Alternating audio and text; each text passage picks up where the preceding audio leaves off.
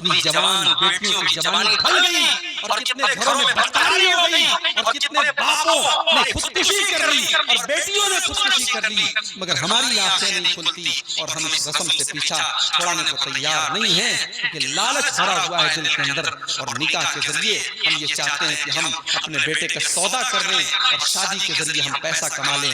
لڑکا جتنا کوالیفائیڈ ہے اور لڑکے کے پاس اگر گورنمنٹ جاب ہے، سرکاری نوکری ہے، تو اتنے زیادہ جہیز کی ڈیمانڈ کی جا رہی ہے۔ میرے پیارے ساتھیوں، ہم نے اپنی حرکتوں سے بیٹی کو بوجھ بنا دیا ہے، بیٹی بوجھ بن گئی ہے۔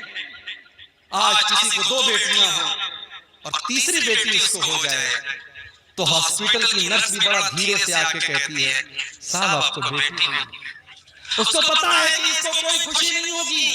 ہاں، بیٹا اگر ہوا ہے تو ہاسپٹل کی نرس بھی آ کر کے کہے گی کہ ہمیں مٹھائی کھلائیے، ہمیں نذرانہ دیجئے، کیونکہ بیٹا ہوا ہے تو کما کے لائے گا، اور بیٹی ہوئی ہے تو اس کو جہیز دینا پڑے گا۔ ہم نے بیٹیوں کو بوجھ بنا دیا ہے میرے پیارے ساتھی۔ اللہ کی قسم، اگر یہ بیٹیاں بوجھ ہوتی تو اللہ اپنے نبی کو 4 بیٹیاں نہ دیتا۔ میرے نبی کو اللہ نے 4 بیٹیوں سے نوازا۔ سب سے بڑی بیٹی کا نام زینب تھا، ان کی شادی ابو العاص بن ربیع سے ہوتی ہے۔ دوسرے نمبر کی بیٹی کا نام ام کلثوم ہے، ان کا نکاح حضرت عثمان غنی کے ساتھ ہوتا ہے۔ تیسری بیٹی کا نام رقیہ ہے، ان کا نکاح بھی حضرت عثمان غنی کے ساتھ ہوتا ہے۔ پہلے رقیہ کا نکاح ہوتا ہے، جب ان کا انتقال ہو جاتا ہے تب ام کلثوم کا نکاح ہوتا ہے۔ ایک آدمی کے نکاح میں 2 سگی بہنیں ایک ساتھ نہیں رہتی۔ ہاں، ایک بہن کا انتقال ہو جائے تو وہ اپنی سالی سے شادی کر سکتا ہے، لیکن ایک ساتھ 2 بہنوں سے شادی کرنا اسلام میں حرام ہے۔ اور چوتھی بیٹی اللہ کے نبی کی جو سب سے چھوٹی اور سب سے لاڈلی بیٹی ہے، اس کا نکاح ہوتا ہے حضرت فاطمہ کے ساتھ۔ اگر بیٹیاں کلنک ہوتی اور بیٹیاں بوجھ ہوتی تو اللہ اپنے نبی کو 4 بیٹیاں نہ دیتا۔ میرے بھائیوں، اس جہیز کی رسم نے آج بیٹیوں کو بوجھ بنا دیا۔ شادی کرتے ہیں آپ، شادی میں آپ کے سیمانچل کے علاقے میں جانتا ہوں، میں نے دیکھا ہے بڑے بڑے مولویوں کو میں نے دیکھا ہے کہ وہ بھی جہیز لے رہے ہیں، 100 200 لوگوں سے بارات لے کے جا رہے ہیں، لیکن اللہ کا فضل و کرم ہے کہ ایسے نوجوان بھی ہم نے دیکھے ہیں۔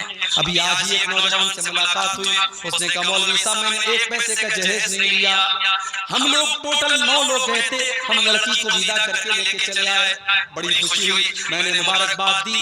آج ایسی شادیاں بھی ہوتی ہیں، اور جب ایسی شادیاں ہوتی ہیں تو میاں بیوی کے رشتے میں محبت پیدا ہوتی ہے۔ جب ایسی بیوی آپ کے گھر میں آئے گی جس نے اپنے جہیز کی کوئی ڈیمانڈ نہیں کی ہوگی اور بارات کا کوئی چکر نہیں ہوگا، اور آپ نے رسم و رواج سے اپنے آپ کو پاک کیا ہوگا، وہ نکاح کے ذریعے جب آپ اپنی بیوی کو گھر میں لائیں گے، اس رشتے میں اللہ تعالیٰ برکت پیدا کرے گا، جو اولاد پیدا ہوگی وہ اولاد بھی نیک پیدا ہوگی۔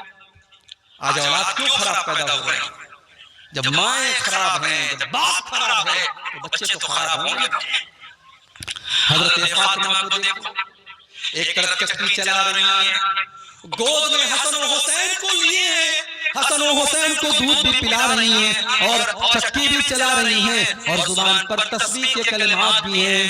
میرے پیارے بھائیوں، جو عورت اپنے گھر کا کام بھی کر رہی ہے، اپنے بچے کو دودھ بھی پلا رہی ہے، اور اس کی زبان پر اللہ کی تسبیح کے کلمات ہیں، جب وہ بچہ، اس کی گود میں پلنے والا بچہ جب بڑا ہوگا تو اس بچے کے بنیاد میں، اس بچے کے اندر جو خون دوڑ رہا ہوگا، اس نیک ماں کا دوڑ رہا ہوگا۔